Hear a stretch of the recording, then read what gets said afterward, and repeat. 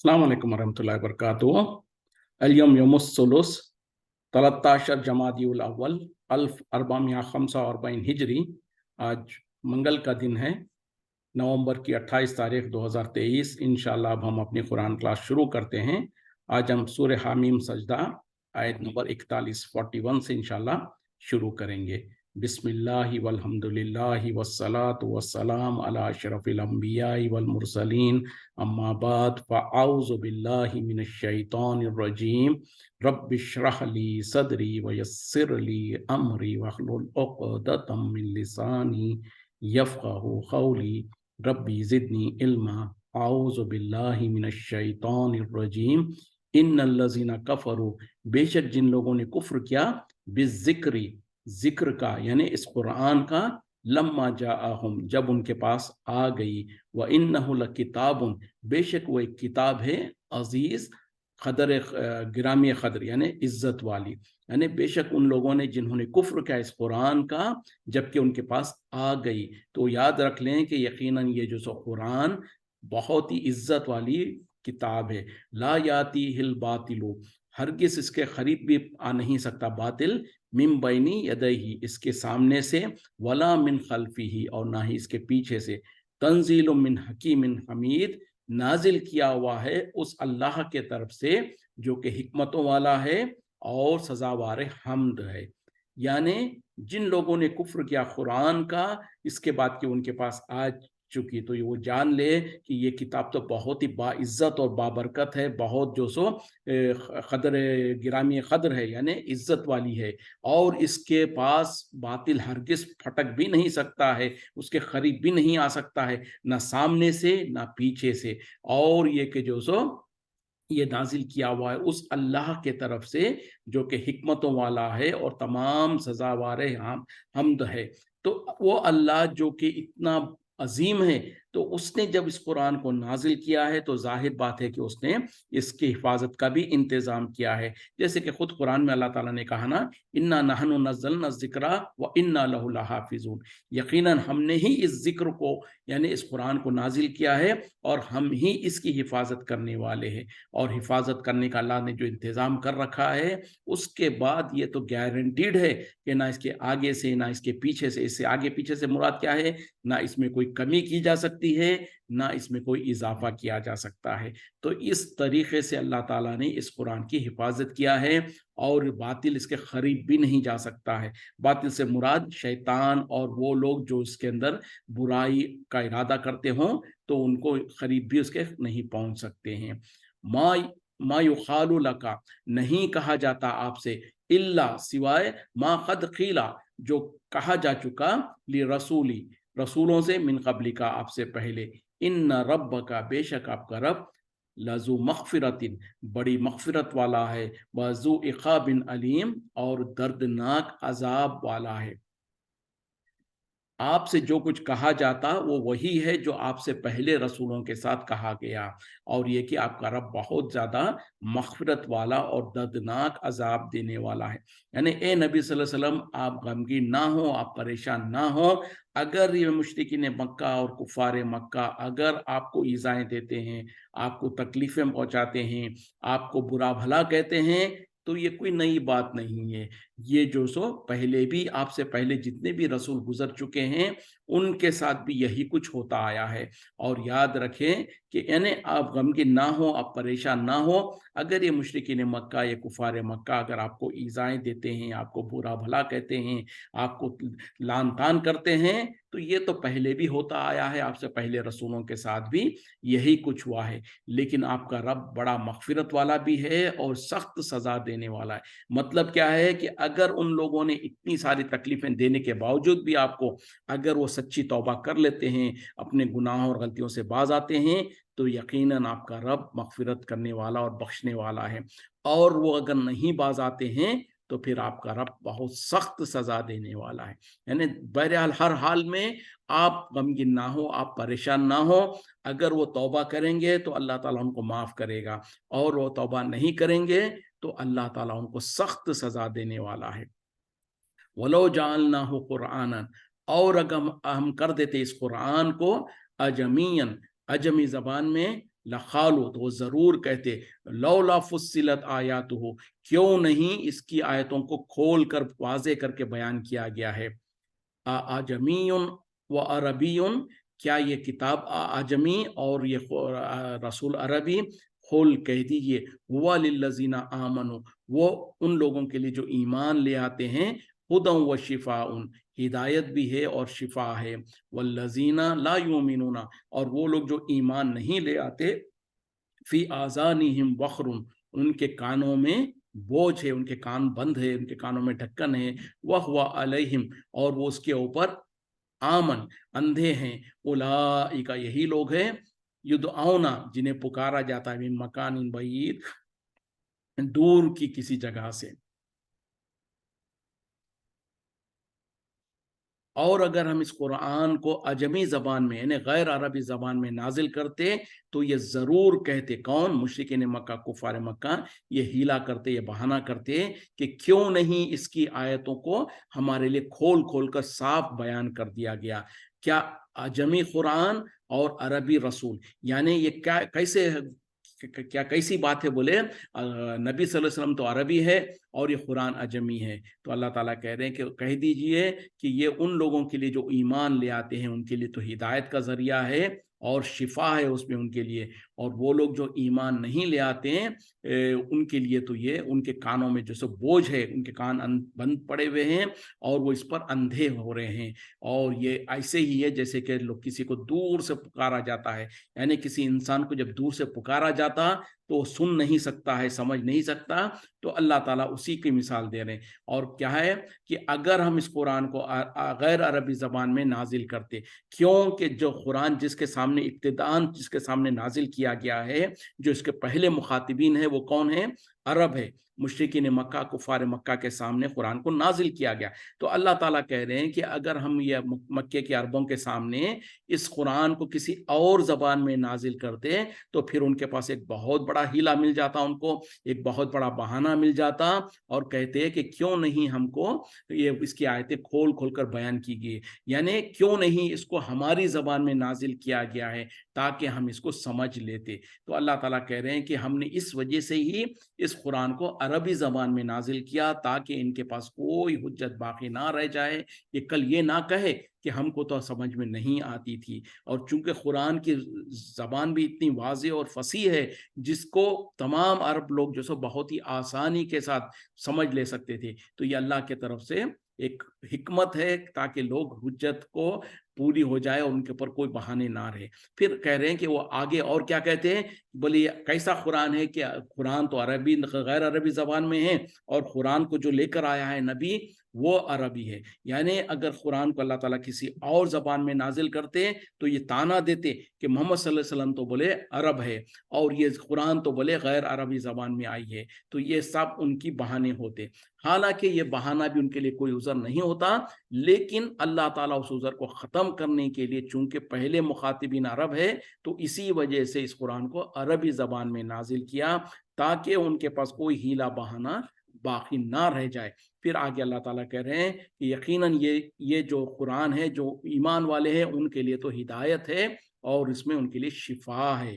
تو پتہ کیا چلا، یقیناً قرآن کے اندر جو سو لوگوں کے لیے رہنمائی ہے، ہدایت ہے، اور اس میں جو سو شفا ہے. کن چیزوں کی شفا ہے؟ سب سے پہلے تو جو دل کے بیماریاں جو ہوتے ہیں، دل کے بیماریوں سے مراد آج کل کے جو بیماریاں ہیں وہ نہیں، مطلب کیا ہے کہ دل کے اندر کا جو نفاق ہے، جو کفر ہے، جو انا اور تکبر ہے، جو ان بیماریوں کا حل ہے، اس سے جو سو شفا ہے. اس کے علاوہ بھی جسمانی جو بیماریاں ہیں اس کا بھی جو سو قرآن میں شفا ہے. جیسے کہ خود اللہ نے قرآن کو نازل کہا کہ ہم نے اس کے اندر شفا رکھا ہے. اور یہ شفا کیسے رکھا ہے؟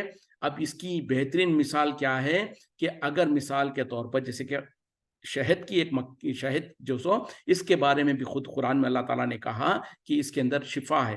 اب قرآن میں اللہ تعالیٰ نے شہد کے بارے میں کہہ دیا کہ شہد میں تو شفا ہے.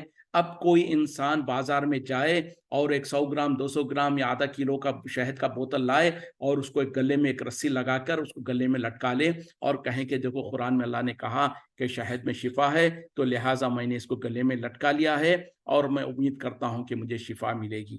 وہ एक दिन नहीं, 2 दिन नहीं, सालों साल उसको गले में लटका के रखे, उसको शिफा हरगिज नहीं मिलेगी। और लोग देखने वाले हंसेंगे और कहेंगे अरे बेवकूफ, अगर यकीनन शहद में शिफा है, कुरान में लिखा है कि इसमें शिफा है, लेकिन शिफा कब है? जब तुम इसको इस्तेमाल करोगे तब उसमें शिफा है, और जैसे इस्तेमाल करने की जरूरत है वैसे इस्तेमाल करोगे तब जाके शिफा है। तो उसी तरीके से इस कुरान में यकीनन शिफा है, लेकिन उसी तरीके से जब उसको इस्तेमाल करेंगे जैसे कि करना है, तब जाके शिफा है, ना कि उसको तावीज बनाकर, उसके गंडे बनाकर उसको हमारे गलों में लटका लें तो ये शिफा नहीं होगी। उसके जो सो आयतों को अपने घरों के अंदर दीवारों की जीनत बनाने की कोशिश करेंगे, दीवारों पे लटकाएंगे, इससे कुछ हासिल नहीं होगा। इसको अगर हम चूम लेंगे, इसको खिलाफ में लपट के रखेंगे, इससे कोई शिफा नहीं मिलेगी, ना हिदायत मिलेगी। इससे हिदायत कब मिलेगी?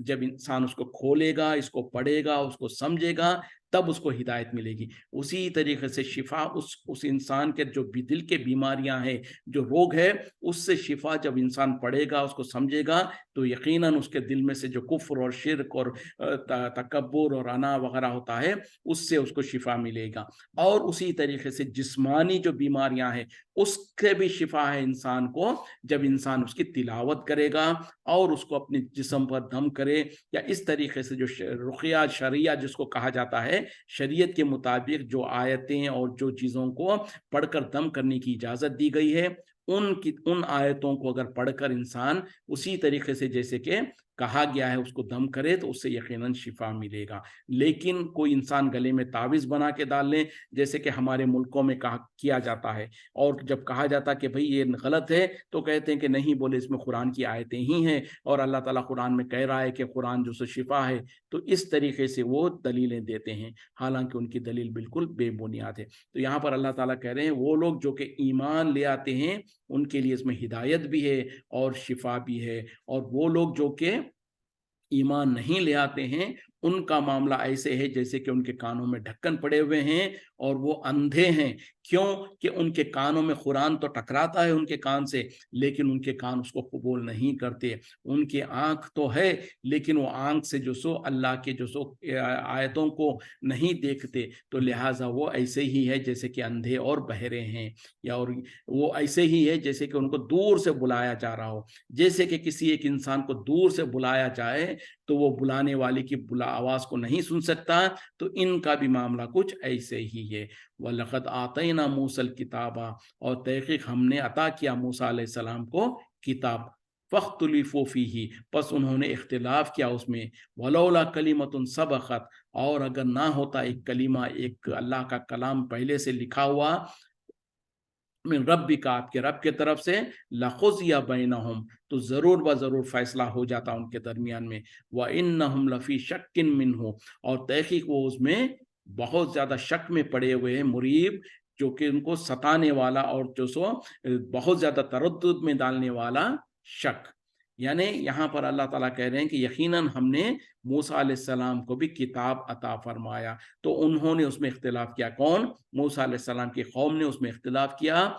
और अगर अल्लाह के तरफ से पहले से एक बात लिखी हुई नहीं होती, तो यकीनन उनके दरमियान में फैसला कर दिया जाता, और बेशक वो तो बहुत ज्यादा तकलीफ देने वाला और उनको उलझन में डालने वाले शक में, यानी तरद्दुद में डालने वाले शक में पड़े हुए हैं। मतलब क्या है कि जब अल्लाह ताला ने मूसा अलैहिस्सलाम को भी किताब अता फरमाया था, तो उनकी कौम के लोगों ने भी उसमें जो सो इख्तिलाफ किया। और अगर अल्लाह ताला की तरफ से फैसला होके नहीं रहता, मतलब क्या है कि अल्लाह ताला उनको मौका देगा, उनको एक वक्त तक, मुकर्ररा वक्त तक मौका देगा। अगर ऐसा वक्त अल्लाह की तरफ से फैसला नहीं होता, तो अल्लाह ने उनको कभी का पकड़ लिया होता और कभी का उन्हें सजा दे दिया होता। और ये कि वो तो इसमें बहुत ज्यादा शक में पड़े हुए हैं, जो कि उनको इंतहा से ज्यादा उलझन में डालने वाले शक में पड़े हुए। मन अमिला सालिहन, जो कोई अमल करेगा नेक, फली नफ्सी ही, तो वो उसके अपने नफ्स के लिए है। वमन असा, और जो कोई बुराई करेगा, फ़अलैहा, तो बस वो भी उसी के ऊपर है। वमा रब्बुका, और नहीं है आपका रब, बिज़ल्लामिन लिल अबीद, जरा भी जुल्म करने वाला अपने बंदों पर।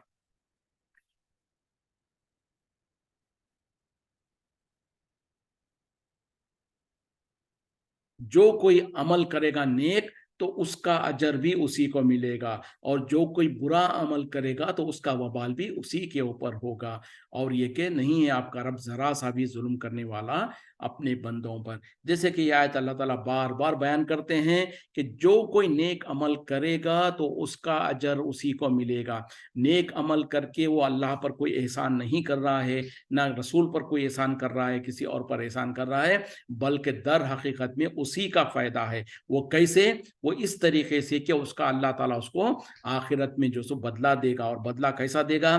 ایک نیکی کے بدلے میں کم از کم 10 گنا، اور کبھی کبھی 10 سے لے کے 700 تک، اور کہیں کہیں کچھ نیکیوں کا تو اجر بے حساب دیتا ہے اللہ تعالیٰ۔ تو جو کوئی نیک عمل کرے گا تو اس کا فائدہ صرف اسی کے نفس کو ہوگا، اسی کو حاصل ہوگا، اور جو کوئی برائی کرے گا، جو کوئی گناہ کرے گا تو اس کا وبال بھی اسی پر ہوگا۔ وہ کسی اور کا کوئی نقصان نہیں کر سکتا ہے۔ کوئی انسان نیک گناہ کر کر اور شرک اور کفر کر کر اللہ کا تو کچھ نہیں بگاڑ سکتا ہے، در حقیقت میں اپنے آپ کا نقصان کر رہا ہے، اپنے آپ کو جہنم کا مستحق کر کر۔ تو یہ انسان کو سمجھ لینا چاہیے کہ اگر میں نے نیکی کیا تو میرے اپنے بھلائی کے لیے ہے، اگر میں نے برائی کیا تو اس کا وبال بھی مجھ کو ہی ہوگا۔ اس کا بھی یہ تو جنرل رول ہے، اس کے کچھ ایکسیپشنز ہوتے ہیں، وہ جو ہے سو خاص، جیسے مثال کے طور پر کسی نے نیک عمل کیا تو اس کا یقیناً فائدہ اسی کو ہوگا، لیکن اس کے ساتھ ساتھ اگر کسی نے کسی کو نیکی کی طرف بلایا تو جس نے نیکی کیا اس کو تو اس کا اجر ملے گا ہی ملے گا، اور جس نے اس کو اس نیکی کی طرف بلایا تھا اس کو بھی اس کا کچھ اجر ملے گا۔ اسی طریقے سے کوئی انسان کسی کو برائی کی طرف بلاتا ہے، کسی کے لیے برائی کا راستہ کھول دیتا ہے، تو جو انسان اس برے راستے پر چلتا ہے اس کو تو اس کی سزا ملے گی ہی ملے گی، لیکن اس کے ساتھ ساتھ جس نے اس راستے کو کھولا تھا، جس نے اس برائی کو ایجاد کیا تھا یا اس کو لوگوں کے لیے چھوڑا تھا کر کے، تو اس کو بھی اس کا برا حصہ کچھ نہ کچھ ملتا رہے گا۔ اور پھر اللہ تعالیٰ آگے کہہ رہے ہیں کہ آپ کا رب ایسا نہیں ہے کہ اپنے بندوں پر ظلم کرے، یعنی اگر کسی بندے پر اللہ تعالیٰ اس کو سزا دیتا ہے تو وہ اس کے گناہوں کے طور پر اس کے انصاف ہے، اس کے انصاف کا تقاضا ہے، اور اس کے گناہوں کی سزا اسے دیتا ہے۔ اور اگر اللہ تعالیٰ کسی کو اپنے نیک بندوں کے نیکیوں کو اضافہ کرتا ہے تو اس کے اپنے فضل ہے۔ تو یہ ہے کہ اللہ تعالیٰ اپنے بندوں میں سے کسی پر بھی ذرا سا بھی ظلم نہیں کرتا۔ الحمدللہ اس کے ساتھ ہمارا 24واں پارہ بھی مکمل ہوا۔ ھذا من فضل ربی۔ چلیں آگے بڑھتے ہیں۔ اعوذ باللہ من الشیطان الرجیم۔ الیہ یرد علم الساعۃ، اسی کے طرف لوٹایا جاتا قیامت کا علم۔ وما تخرج من ثمرۃ، اور نہیں نکلتا کوئی پھل من اکمامہا، اس کے شگوفوں میں سے۔ وما تحمل من انثی، اور نہیں حاملہ ہوتی کوئی عورت۔ ولا تضع، اور نہ ہی وہ جنتی ہے، الا بعلمہ، مگر اس کے علم کے ساتھ۔ وَيَوْمَ يُنَادِيهِمْ، اور جس دن انہیں پکارا جائے گا، اَيْنَ شُرَكَائِي، کہاں ہیں میرے شریک؟ قَالُوا، وہ کہیں گے، أَظَنَّكَ، کیا ہم نے نہیں کہا تھا، مَا مِنَّا مِن شہید، ہم میں سے کوئی اس کا گواہ نہیں ہے۔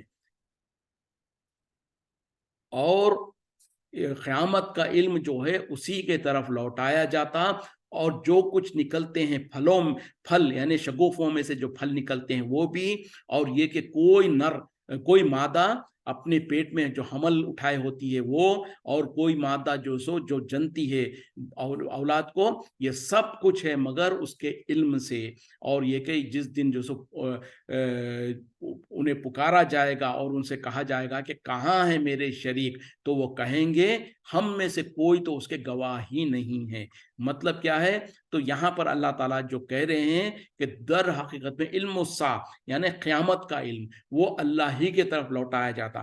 مطلب کیا ہے کہ قیامت کے بارے میں، قیامت کا علم، پورا کا پورا علم صرف اور صرف اللہ ہی کے پاس ہے۔ اللہ کے علاوہ کسی اور کو مطلقاً ذرا سا بھی علم نہیں ہے قیامت کے بارے میں۔ یہاں تک کہ انبیاء اور رسول کو بھی اور فرشتوں کو بھی، کسی کو بھی قیامت کے بارے میں کچھ علم نہیں ہے سوائے اللہ کے۔ ہاں، نبی صلی اللہ علیہ وسلم کو اللہ تعالیٰ نے کچھ اس کی علامتیں اور کچھ نشانیاں بتا دیا تھا، جیسے کہ وہ حدیث جبریل جو مشہور ہے، جس میں ایک مرتبہ جبریل علیہ अलैहिस्सलाम इंसानी शक्ल में आए, नबी सल्लल्लाहु अलैहि वसल्लम से कुछ सवालात पूछा, और जब नबी सल्लल्लाहु अलैहि वसल्लम जवाब देते जाते तो वो कहने लगते कि आपने सही कहा, आपने सच कहा। तो उसमें एक सवाल उन्होंने ये भी कहा था कि बताओ क़यामत कब आएगी? तो उसके जवाब में नबी सल्लल्लाहु अलैहि वसल्लम ने कहा था, जो पूछ रहा है और जिससे पूछा जा रहा है, दोनों का इल्म बराबर है। यानी जिससे पूछा जा रहा है मोहम्मद सल्लल्लाहु अलैहि वसल्लम, और जो पूछ रहे हैं जिब्रील अलैहिस्सलाम, दोनों को इसके बारे में कुछ इल्म नहीं है। फिर उसके बाद जिब्रील अलैहिस्सलाम ने कहा कि ठीक है, उसकी निशानियां बताओ। तो उस वक्त में नबी सल्लल्लाहु अलैहि वसल्लम ने उसकी निशानियां बताया। तो ये हमारे ईमान के हिस्से में से है कि क़यामत का इल्म सिर्फ और सिर्फ अल्लाह के पास है, अल्लाह के सिवा किसी को इसका इल्म नहीं है। और ये कि जो कुछ निकलता है, यानी जो फल जो सो शगुफों से निकलते हैं, इसका इल्म भी, ये भी गैब से ताल्लुक़ रखने वाली चीज़ है, इसका इल्म भी। और उसी तरीके से कोई मादा, यानी चाहे इंसानों की औरतें हों या फिर कोई और जानवरों की जो मादा होती है, वो जो भी हमल उनके अंदर होता है, उसके अंदर कौन क्या है हमल में, और वो क्या जनती है, इन तमाम चीज़ों का इल्म सिर्फ अल्लाह के पास है। अगरचे कि आज के दौर में हम जो सो साइंस इतनी एडवांस हो चुकी है कि ख़ास तौर पे सोनार के ज़रिए से, और जो सो उसको और क्या कहते हैं, कि जो सोनार ही कहते हैं, तो उसके ज़रिए से बच्चा जब माँ के पेट में होता है तो उसको देखकर लोग जो सो पता कर लेते हैं कि ये लड़का है या लड़की है। लेकिन याद रखें, वो भी सिर्फ उस वक्त में कर सकते हैं जब या 4 या 5 महीने या 6 महीने का गालिबन जब हमल होता है, उस वक्त में। शुरुआत में तो नहीं कर सकते। और वो भी सिर्फ इतना ही जान सकते हैं कि वो लड़का है या लड़की है। उसके आगे वो गोरा है या काला है, नेक है या बद है, या उस क्या है, ये सब चीजें उसको, इंसानों को पता नहीं चलता। और अल्लाह को जो इल्म है उसमें कोई रुकावट नहीं है, उसके पास मुतलक पूरा का पूरा इल्म है। तो ये सब चीज जो अल्लाह ताला गैब के बारे में ताल्लुक है कि क़यामत कब आएगी, इसका इल्म अल्लाह ही को है। फलों के जो वो क्या कहते हैं कि उसके जो फल निकलने का जो वो होता है, उसमें से कौन सा फल निकलेगा, ये भी अल्लाह ही जानता है। उसी तरीके से औरत और फीमेल जो भी है, जो हमल उठाए हुए हैं, उसमें क्या है और वो क्या जनेगी, ये सब कुछ इल्म अल्लाह ही के पास है। और ये कि जब क़यामत बर्पा होगी तो उन लोगों को जिन्होंने दुनिया में शिर्क किया होगा, उनसे अल्लाह ताला पूछेगा कहाँ है मेरे शरीक। तो उस वक्त में वो पलट जाएंगे और मुनकिर हो जाएंगे और कहेंगे कि हम तो गवाही देते हैं कि कोई तेरा शरीक ही नहीं है, या हम तो गवाही नहीं देते हैं कि तेरा कोई शरीक है। इस तरीके से वो कहने लगेंगे। क्यों? कि वो जब देख लेंगे कि वहां पर ना उनके शरीक उनके सामने हैं, ना वो शरीक उनका कोई मदद कर सकते हैं, तो बिल्कुल जो सो पलट जाएंगे और ऐसे कहने लगेंगे कि जैसे वो दुनिया में किसी को अल्लाह का शरीक बनाते ही नहीं थे।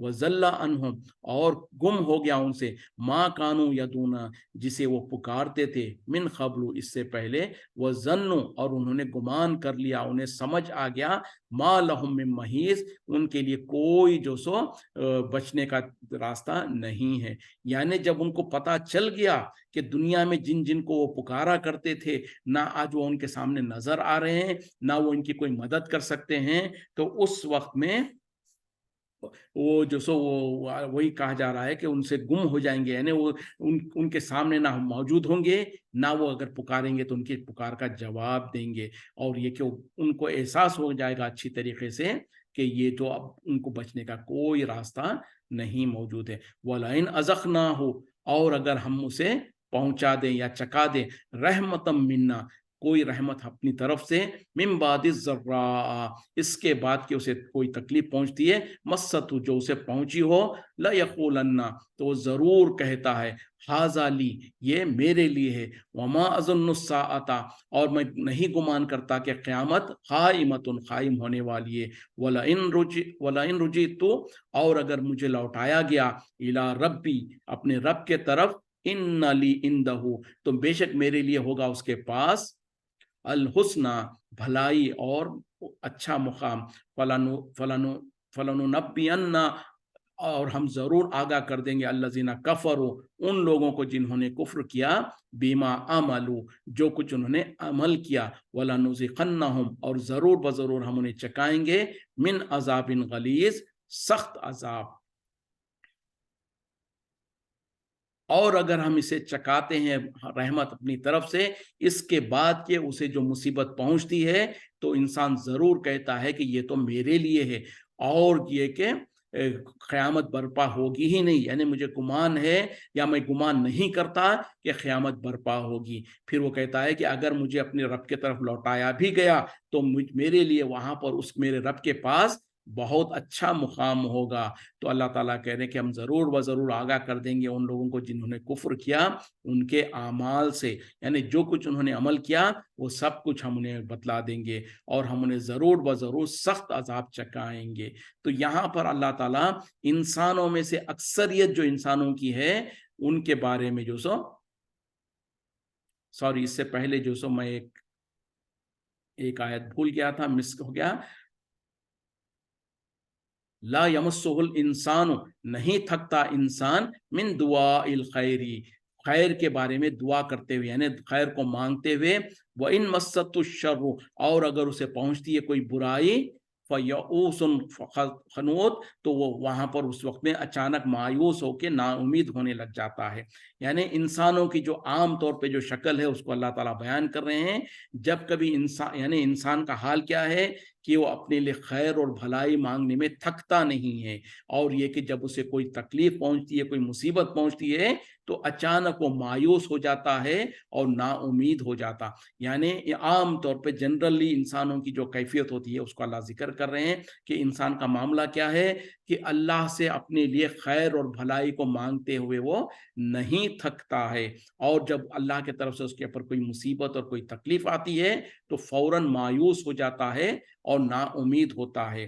اور پھر آگے کہا جا رہا ہے کہ اگر ہم اسے چکا دیتے ہیں رحمت اپنی طرف سے، اس کے بعد کہ اسے جو مصیبت پہنچی اور تکلیف پہنچی تو وہ فوراً کہنے لگتا ہے کہ یہ تو میرے لیے ہے، اور جو سو میں گمان نہیں کرتا کہ قیامت برپا ہوگی، اور اگر بالفرض مجھے اپنے رب کے طرف بھیجا بھی گیا، لوٹایا بھی گیا، تو وہاں پر بھی میرے لیے بھلائی ہی ہوگی۔ تو اللہ تعالیٰ کہہ رہے ہیں کہ ہم ضرور بضرور کافروں کو انہوں نے جو کچھ عمل کیا وہ اس سے ان کو آگاہ کر دیں گے، اور ضرور بضرور ہم انہیں چکائیں گے دردناک اور سخت عذاب۔ مطلب کیا ہے کہ عام طور پہ انسانوں کی حالت کیا ہے کہ وہ اپنے لیے خیر اور بھلائی، اور خاص طور پہ وہ خیر و بھلائی جو دنیا سے تعلق رکھنے والا ہے، وہ مانگتے مانگتے نہیں تھکتا ہے۔ ٹھیک ہے، یہاں تک تو ٹھیک ہے کہ انسان اگر دنیا کی خیر و بھلائی مانگتا ہے تو اس میں حرج نہیں ہے، کوئی غلط بات نہیں ہے، لیکن بات غلط اس وقت میں ہوتی ہے جب انسان خیر اور بھلائی صرف اس دنیا کے لیے مانگتا ہو، اور صرف اس دنیا کی خیر و بھلائی سے اس کو مطلب ہو، آخرت کی اس کو فکر نہ ہو۔ تو اسی لیے اللہ تعالیٰ نے قرآن میں کہا نا کہ جو کوئی انسان کہتا ہے کہ یا اللہ مجھے دنیا میں بھلائی دے، تو اللہ تعالیٰ اس کو وہ دے دیتا ہے جو اس کے نصیب میں ہے، لیکن وہ انسان جو کہتا ہے کہ یا اللہ میرے لیے بھلائی دے دنیا میں بھی اور آخرت میں، تو پھر اللہ تعالیٰ اس کو دونوں جہانوں کی بھلائی دیتا ہے۔ تو جو انسان اس کی سوچ اور فکر صرف اتنی ہے کہ مجھے اس دنیا کی بھلائی چاہیے، تو ان لوگوں کو در حقیقت میں وہ اللہ کے ساتھ اپنی بندگی کو پوری طریقے سے ثبوت نہیں دے رہے ہیں، اور چونکہ ان کو آخرت پر ایمان نہیں ہوتا تو صرف دنیا کی طلب میں ہوتے ہیں اور دنیا کی بھلائی مانگتے ہیں۔ جب ایسے انسان کو جب کوئی تکلیف آتی ہے، کوئی مصیبت آتی ہے، تو وہ فوراً مایوس ہو جاتا، نا امید ہو جاتا ہے، اور اس مصیبت اور تکلیف آنے کے بعد پھر اللہ تعالیٰ اپنی طرف سے اس کو پر رحمت چکاتا ہے، اس کو اپنی رحمت کو نازل کرتا ہے۔ اس کے بعد کہ جو اس کے پر مصیبت آئی تھی تو وہ فوراً کہنے لگتا ہے کہ یہ تو میرے لیے ہے، یا میرے طرف سے ہے، یہ تو میری محنت ہے، یہ تو میری کوششیں ہیں، یہ تو میری صلاحیتیں۔ جیسے کہ دنیا میں کوئی انسان اگر اس کو اچھی نوکری مل جائے، کوئی اچھا کاروبار لگ جائے، یا اس کے پاس کوئی نعمت آ جائے اللہ کی، تو بجائے اس کے کہ اس کو اللہ کی طرف منسوب کرے، وہ یہ کہتا ہے کہ یہ تو میری باپ دادا کی محنت ہے، ہم نے اس کو اتنی محنت سے کمایا ہے، ہم نے تو فلاں کیا، ہم نے تو یہ ہنر حاصل کیا۔ تو یہ سب کچھ وہی ہے جو اللہ تعالیٰ ذکر کر رہے ہیں کہ وہ ناشکر انسانوں کی صفت ہے۔ جبکہ جو ایمان والا ہوتا ہے، جب اس کے اوپر جو سو وہ اللہ سے خیر طلب کرتا ہے دنیا کے لیے بھی اور آخرت کے لیے بھی. اور جب اس کے اوپر کوئی مصیبت اور تکلیف آتی ہے تو اس میں وہ صبر کرتا ہے, اور جب وہ مصیبت اور تکلیف ٹل جاتی اور اس کے اوپر رحمت آتی ہے اللہ کی, تو اس پر اللہ کا شکر ادا کرتا کہ یا اللہ تو نے مجھے اس مصیبت کے بعد تو نے راحت عطا فرمایا ہے, اور اس راحت کو بھی اللہ کی طرف منسوب کرتا ہے کہ یہ اللہ کا فضل ہے, میری اس میں کوئی دخل نہیں ہے, یہ سب کچھ اللہ کا فضل ہے. تو پھر اللہ تعالیٰ کہہ رہے ہیں کہ جب اس کے اوپر کوئی نعمت ہم عطا کرتے ہیں, اس کے بعد کوئی جو مصیبت آئی تو اکڑ جاتا ہے اور کہتا ہے کہ یہ تو میرے لیے ہے, اور تکبر اور غرور میں آ کر وہ آخرت کو ہی بھول بیٹھتا ہے اور گمان کرتا اور دعویٰ کرنے لگتا کہ میں نہیں سمجھتا کہ قیامت برپا ہوگی. پھر کہتا ہے کہ بالفرض اگر قیامت برپا بھی ہوئی تو مجھے تو میرے رب کے پاس ایسا ہی بہترین بدلہ ملے گا, یعنی وہ اللہ جس نے مجھے دنیا میں نوازا ہے تو آخرت میں بھی نواز رکھے گا. جیسے کہ آج مسلمانوں میں سے بھی اکثریت کی یہی گمان ہوتا ہے, یہی تکبر, بلکہ ہنستے ہوئے کہتے ہیں کہ دیکھو بولے اللہ نے دنیا میں ہم کو بہت اطمینان میں رکھا ہے, اچھا رکھا ہے, تو ہم اللہ سے امید کرتے ہیں کہ اللہ ہم کو آخرت میں بھی اچھا ہی رکھے گا.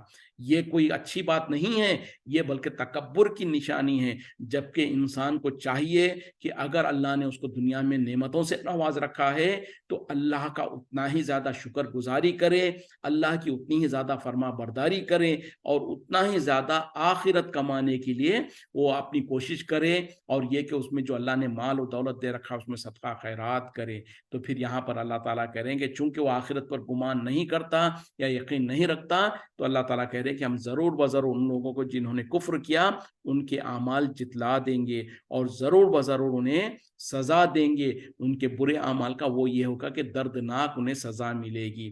وَإِذَا أَنْعَمْنَا, اور جب ہم انعام کرتے ہیں علی الانسانی, انسان پر, آرزا, وہ منہ موڑ لیتا ہے, وَنَاحَجَّ بِجَانِبِهِ, اور اپنے پہلو بدل لیتا ہے, یعنی کروٹ بدل جاتا.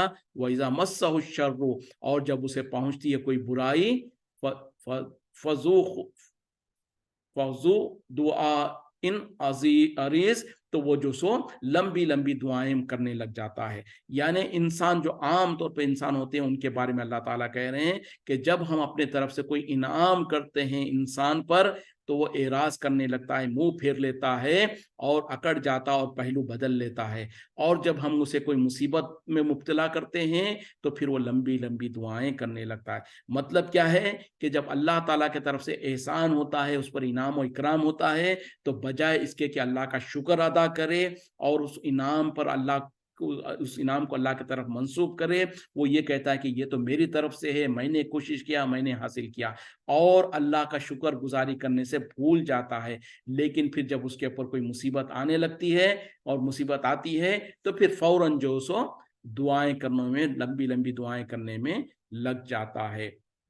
قل, کہہ دیجیے, اور آئے تم, کیا تم نے دیکھا, ان کانا من عند اللہ, اگر یہ ہو اللہ کے طرف سے, ثم کفرتم بھی, پھر تم نے کفر کیا اس کا, من اضل, تو کون بڑا گمراہ ہوگا, ممن, اس سے جو ہوا فی شقاق بعید, جو کہ دور زد, بہت زیادہ ضد میں پڑا ہوا ہے.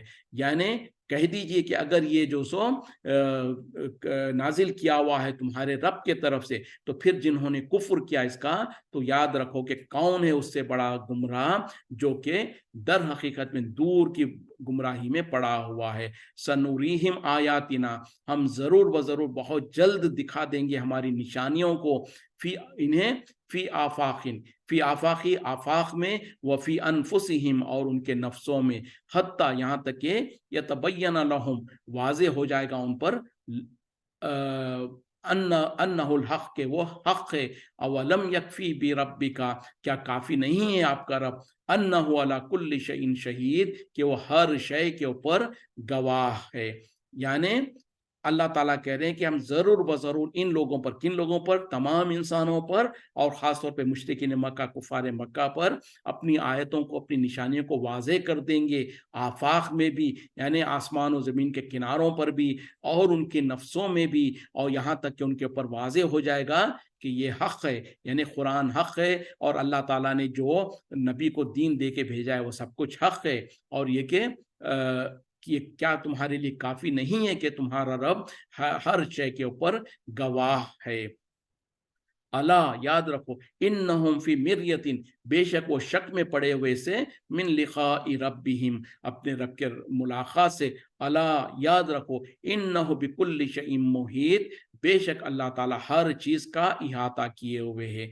यानी दर हकीकत में ये मुशरिकीन मक्का कुफार मक्का का मामला क्या है कि वो तो जो सो अल्लाह से मुलाकात के बारे में शक में पड़े हुए हैं, और ये कि अल्लाह ताला तो हर चीज का इहाता किए हुए हैं।